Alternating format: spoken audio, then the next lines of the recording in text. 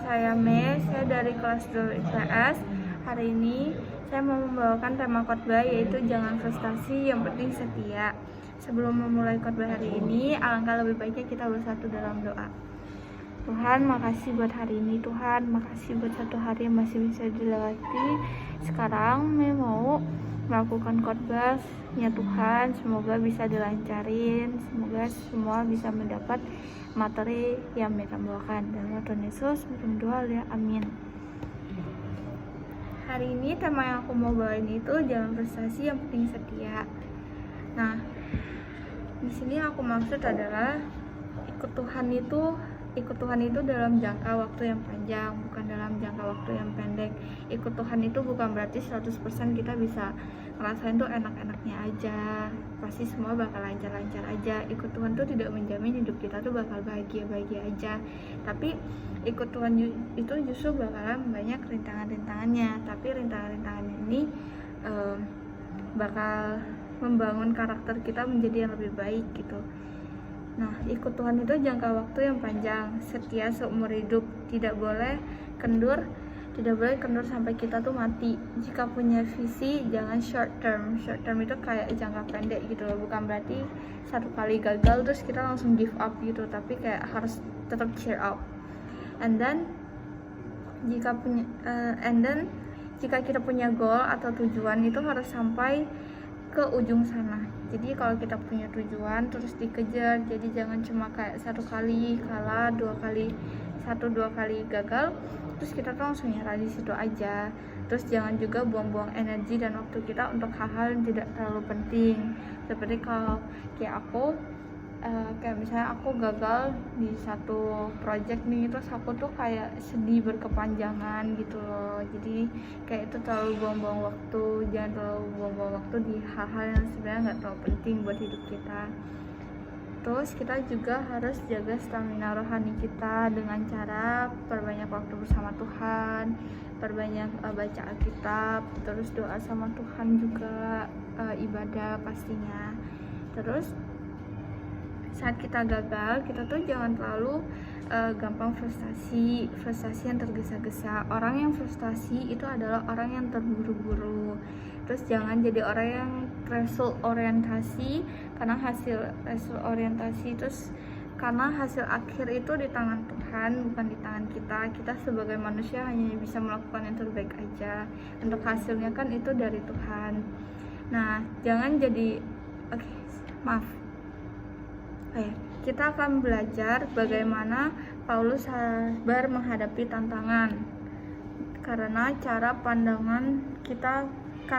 pandangannya itu berbeda dengan kita. Jadi kita punya rancangan itu sama Tuhan punya rancangan itu beda gitu loh. Tapi rancangan Tuhan itu pasti rancangan yang terbaik buat kita. Mungkin sometimes rancangan kita tuh kayak kita udah bikin plan yang kayak ABCD kayak gitu, kayak udah bagus banget plannya, tapi kayak pasti di antara banyak plan itu pasti akan ada yang gagal kan. Mungkin itu bukan yang terbaik gitu loh. Tuhan pengen bilang ke kita itu bukan plan yang terbaik buat kita, dan Tuhan pasti gantiin yang terbaik buat kita. Nah, di 1 Korintus pasal 4 ayat 1 itu berbunyi, demikianlah hendaknya orang memandang kami sebagai hamba-hamba Kristus yang kedepannya dipercayakan rahasia Allah. Jika gambar diri kita sehat nih, kita tidak akan frustasi dengan orang-orang di sekeliling kita. Lebih dari pemenang berarti kita menang dulu di hati, baru kita menang dalam kehidupan. Ini sih lebih ke yang penting kita harus perbanyak waktu sama Tuhan. Terus kayak kalau misalnya kita ada plan atau apa, itu lebih banyak diceritain ke Tuhan, sharing ke Tuhan, minta Tuhan untuk ikut campur dalam semua rancangan-rancangan hidup kita gitu. Jangan mengandalkan diri kita sendiri, karena kadang ngandalkan diri sendiri itu capek gitu. Minta tolong Tuhan buat ikut campur dalam semua aspek dalam kehidupan kita. Nah, terus kata hamba-hamba Kristus di sini tidak seperti biasa, yaitu doulos, yang berarti budak kelas rendah, di mana Paulus sering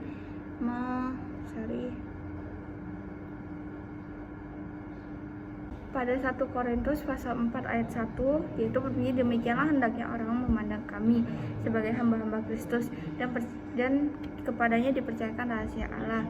Jika di sini tuh pokoknya kayak jika diri kita sehat, kita tidak akan frustasi dengan orang-orang di sekitar kita. Lebih dari pemenang berarti kita menang dulu di hati, baru kita menang dalam hidup. Kata hamba-hamba Kristus di sini tidak seperti biasanya, yaitu doulos, yang berarti budak kelas rendah, di mana Paulus sering mereferensikan dirinya sebagai sendiri. Namun soal perjuangan iman, dia menggunakan kata hyperetas yang bermakna kopilot Tuhan. Kopilot tidak boleh sembarangan, harus ada skill, tahu apa yang harus dilakukan. Di sini itu aku menerjemahkan itu, aku mengajarkan kayak kopilot kita itu harus Tuhan gitu loh. Kita harus jadiin Tuhan sebagai kopilot. Kalau kita naik pesawat itu kan gak boleh sembarangan kan, harus ada yang tahu rutenya, harus ada yang bisa ngendarainnya, emang udah profesional. Dan yang paling profesional untuk megang hidup kita itu menurut aku Tuhan. Jadi bukan harus, tapi emang wajib banget kita tuh serahin rancangan-rancangan kita di Tuhan, minta tolong Tuhan buat ikut campur untuk semua rancangan dalam aspek kehidupan kita gitu. Jadi jangan mengandalkan diri kita sendiri, jangan ngerasa oke, kita bisa ngelakuin sendiri, kita nggak butuh Tuhan gitu loh. Enggak, kita sama sekali bukan apa-apa tanpa Tuhan. Nah terus setia dimulai dari harus tahu apa kehendak Tuhan bagi kita hari ini. Terus setia itu punya prinsip, jadi bukan kayak oke, hari ini setia deh, terus besok nggak setia dulu deh, terus hari ini setia deh, besok nggak setia dulu deh, nggak kayak gitu. Tapi setia itu harus punya prinsip, setia, sekali setia ya komitmen setia gitu sampai kepanjangan. Terus setia itu juga harus punya pegangan, bukan orang-orang bodoh yang ngikutin secara buta doang, kayak cuma ngomong doang, oke aku setia Pak, tapi kelakuannya tuh nggak ngecerminin omongannya dia sama sekali. Nah terus jika kita tahu nih kehendak Tuhan seperti mengasihi, kan di Alkitab juga udah ditulisin kan apa firman Tuhan, terus kayak gambaran Tuhan tuh kayak apa gitu loh. Tuhan itu kan mengasihi, mengampuni. Nah maka setialah untuk mengasihi, tidak pernah salah melakukan kehendak Tuhan. Jadi kayak misalnya kita punya musuh tapi kita masih mengasihanin dia gitu, kita masih mengasihi dia, itu kan nggak salah kan. Jadi jangan jadi setia karena upah itu kayak apa ya, jadi kita jangan setia yang kayak fake gitu loh.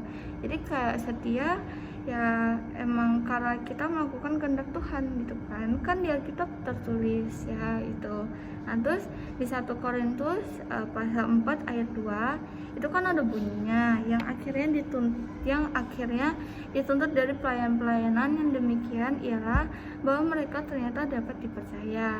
Nah ini tuh maksudnya tidak perlu ambil pusing apa kata orang. Jadi kita kayak nggak usah terlalu ambil pusing sama perkataan orang lain, karena yang mengetahui diri kita secara lebih banyak itu diri kita sendiri sama Tuhan, bukan orang lain.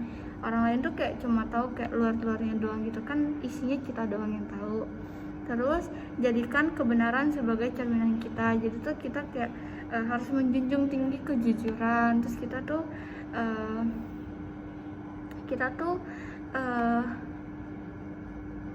tuh harus jadiin kejujuran itu dan kebenaran sebagai cerminan diri kita gitu.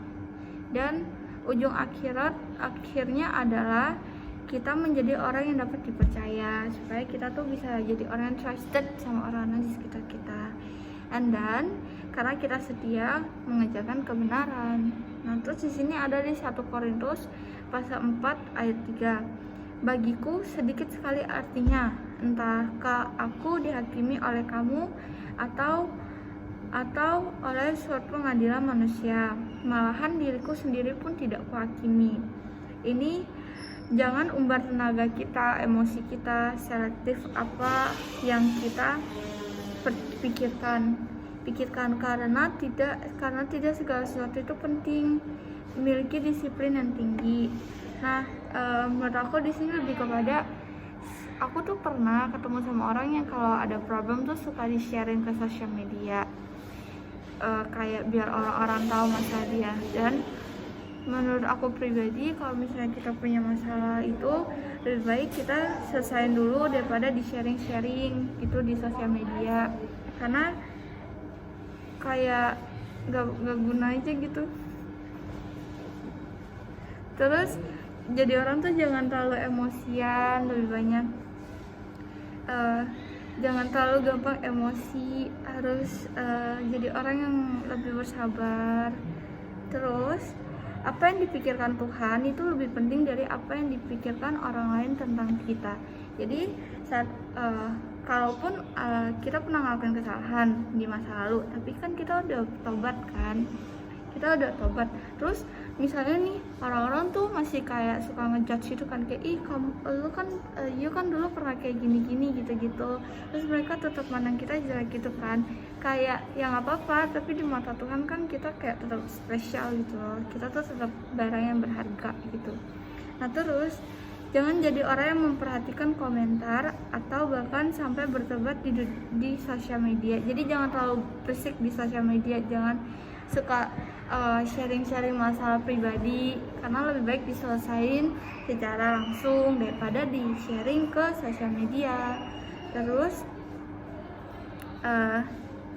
aku sampai mana ya, tapi nih jangan jadi orang yang memperhatikan komentar atau bahkan sampai berdebat di sosial media, tapi malah firman Tuhan yang tidak dibaca. Jadi di sini tuh kayak, terus juga orang yang gengsi terlalu besar, sibuk memikirkan apa yang dipikirkan orang lain akan prestasi, juga terlalu berdebat dengan diri sendiri, perasaan terlalu berkuasa. Yang bicara di dalam hati kita haruslah firman Tuhan, renungkanlah firman Tuhan. Jadi jangan terlalu banyak dengerin omongan orang lain, tapi memperbanyak firman Tuhan dalam hidup kita. Terus di 1 Korintus pasal 4 ayat 1 Korintus pasal 4 ayat 4-5, sebab aku tidak sadar akan sesuatu, tetapi bukan karena itu aku dibenarkan. Dia yang menghakimi aku ialah Tuhan. Karena itu janganlah menghakimi sebelum waktunya, yaitu sebelum Tuhan datang. Ia akan menerangi juga apa yang tersembunyi dalam kegelapan, dan ia akan memperlihatkan apa yang direncanakan di dalam hati. Maka tiap-tiap orang akan menerima pujian dari Allah. Nah itu maksudnya, jangan pernah menilai kita oleh performa kita hari ini. I give an example, like misalnya hari ini kita gagal, bukan berarti seterusnya kita bakalan gagal gitu. So please don't give up, just do your best, karena kita itu masih diproses gitu loh. Selagi kita masih bernafas, itu artinya kita masih diproses. Jadi jangan terlalu terpacu sama kegagalan yang hari ini langsung bikin kalian kayak give up buat semua plannya kalian gitu. Nah terus jangan cepet-cepet cabut kasih karunia dari diri kita. Jangan menghakimi sebelum waktunya. Jadi kita tuh kayak nggak boleh ngehakimin orang lain gitu loh, karena kan kita kan juga manusia berdosa ya, semua tuh pasti berdosa gitu kan. Jadi kita nggak boleh sama sekali ngakimin orang lain gitu, karena kan kita juga dimaafin sama Tuhan. Jadi kita juga harus memaafkan orang lain yang punya salah sama kita. I know itu susah, tapi itu harus. Terus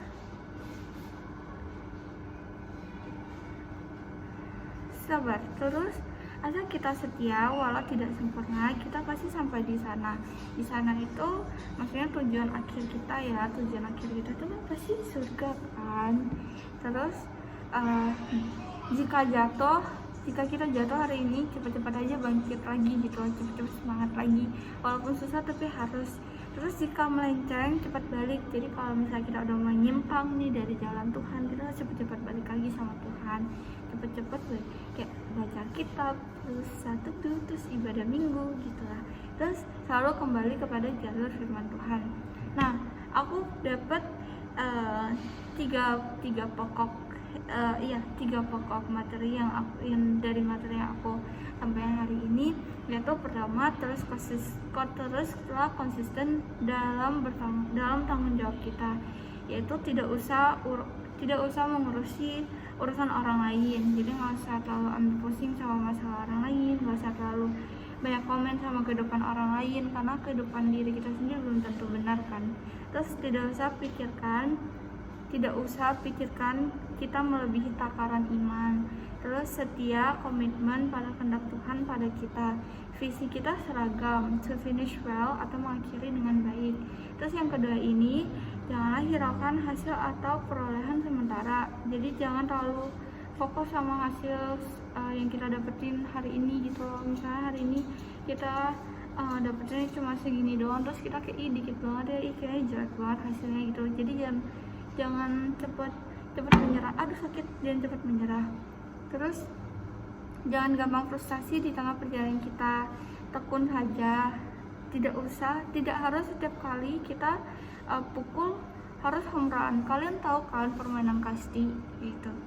Terus tujuan bukan asal menang, tapi kita menang, kita berkenan pada Tuhan. Nah, terus yang terakhir, yang ketiga, yaitu yakinlah maksud Tuhan akan tercapai pada akhirnya. Lemparkan diri kita kepada kedaulatan Tuhan. Tuhan itu setia ketika kita tidak setia. Tuh, jalani sedikit demi sedikit dengan setia, maka maksud Tuhan akan tercapai. Oke. Jadi renungan hari ini itu tiga dari materi aku, itu tiga pokok hal penting yang aku dapetin. Aku berharap aku juga bisa terapin apa yang aku dapetin dalam kehidupan aku, yang kayak terus konsisten, terus bertanggung jawab, terus juga nggak boleh terlalu ambil pusing sama apa omongan orang lain tentang diri aku.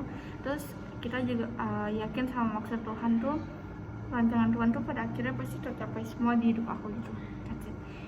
Sebelum mengakhiri, mari bersatu dalam doa. Tuhan, makasih buat renungan hari ini. Semoga apa yang Mei dapetin, 3 pokok tadi bisa Mei terapin di kehidupan Mei. Semoga Tuhan ikut campur dalam segala aspek hidup Mei. Sekali lagi, nama Tuhan Yesus Mei berdoa ya, amin. Nah, sekarang aku pengen baca yang Imam Rasuli. Aku pengen baca Imam Rasuli. Imam Rasuli. Aku percaya kepada Allah, Bapa yang Maha Kuasa, Khalik langit dan bumi. Aku ngeliat. Aku percaya kepada Allah Bapa. Aku percaya kepada Allah, Bapa yang Maha Kuasa, Khalik langit dan bumi, kepada Yesus Kristus. Sabar. Aku hafal.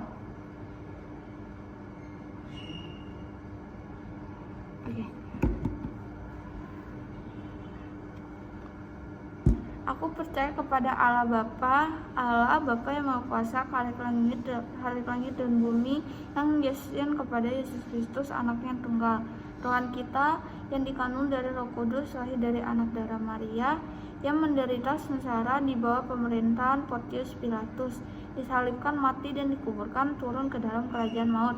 Pada hari yang ketiga bangkit pula di antara orang mati, naik ke surga, duduk di sebelah kanan Allah, Bapa yang Maha Kuasa, dan dari sana Ia akan datang untuk menghakimi orang yang hidup dan mati. Aku percaya kepada Roh Kudus, kerja yang kudus dan am, persekutuan orang kudus, pengampunan dosa, kebangkitan orang mati, dan hidup yang kekal. Terus aku bakalan baca 10 perintah Allah. 10 perintah Allah yang di Alkitab Keluaran pasal 20 ayat 1-17, sama Ulangan pasal 5 ayat 6-21. 1. Jangan ada padamu Allah lain di hadapanku. 2. Jangan membuat bagimu patung yang menyerupai apapun dan menyembahnya. 3. Jangan menyebut nama Tuhan Allahmu dengan sembarangan. 4. Ingatkanlah dan kuduskanlah hari Sabat. 5. Hormatilah ayahmu dan ibumu. 6. Jangan membunuh. Terus 7. Jangan berzina. 8. Jangan mencuri. 9. Jangan mengungkap saksi dusta tentang sesamamu. 10. Jangan menginginkan barang sesamamu manusia. That's it for me, and thank you. Bye. Bapa kami yang di surga, dikuduskan namamu, datanglah kerajaanmu, jadilah kehendakmu di bumi seperti surga. Berikanlah kami pada hari makanan kami secukupnya, Dan ampunilah kami akan kesalahan kami, seperti kami juga mengampuni orang yang bersalah kepada kami. Dan jangan membawa kami ke dalam pencobaan, tapi lepaskan kami daripada yang jahat. Karena Engkau yang mempunyai kerajaan, kuasa, kemuliaan kini selama-lamanya. Haleluya. Amin.